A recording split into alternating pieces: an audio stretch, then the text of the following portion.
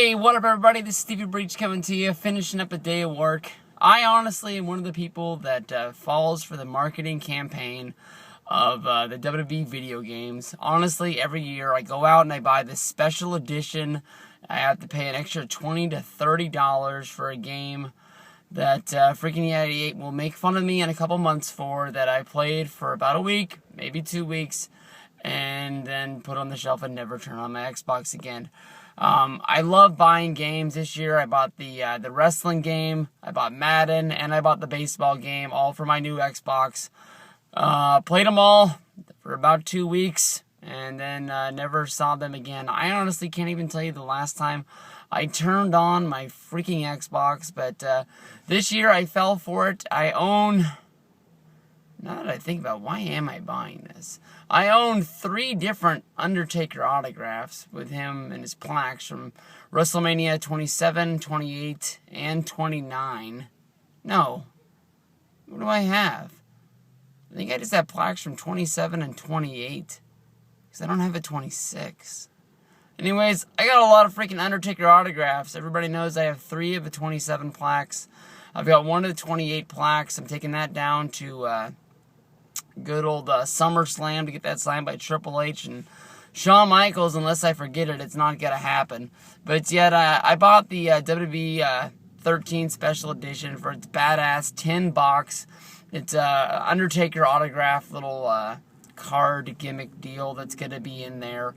And honestly, I bought it not even knowing anything about the game. Some stuff came out and...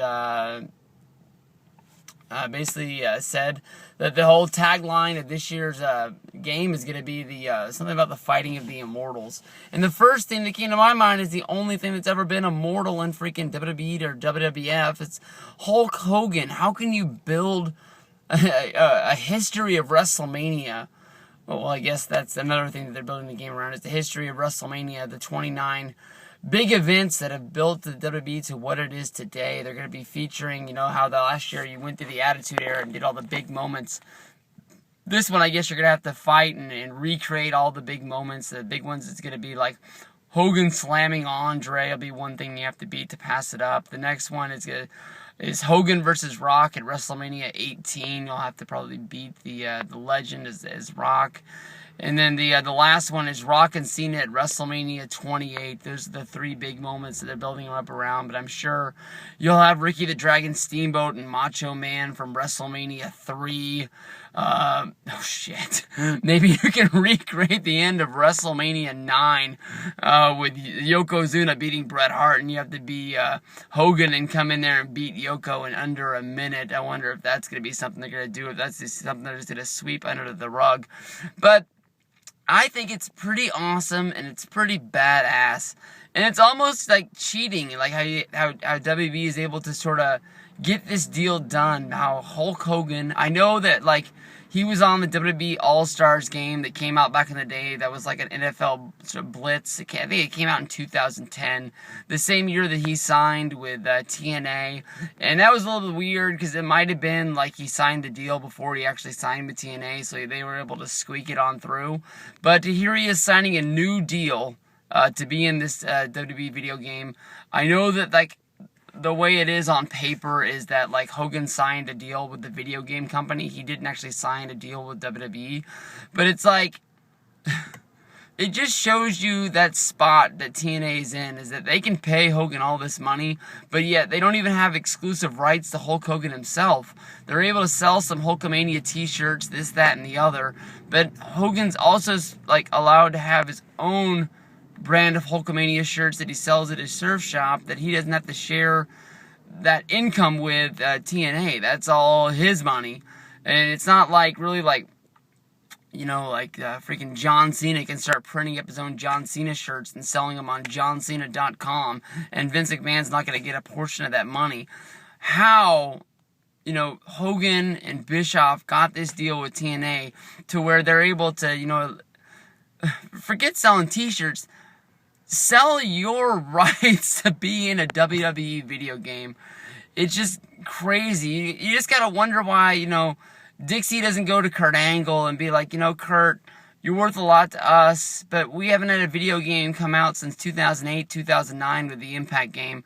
Well, they did come out with a handheld game in 2010 that sort of was built around Hogan themselves, and I know they have an app built around Jeff Hardy that's sort of like a video game as well. But like to play on your PS3s or your Xboxes, we haven't got a game in forever. And the game that we did get, whatever. What the fuck am I trying to say? The game that came out fucking sucks. That's all you need to say.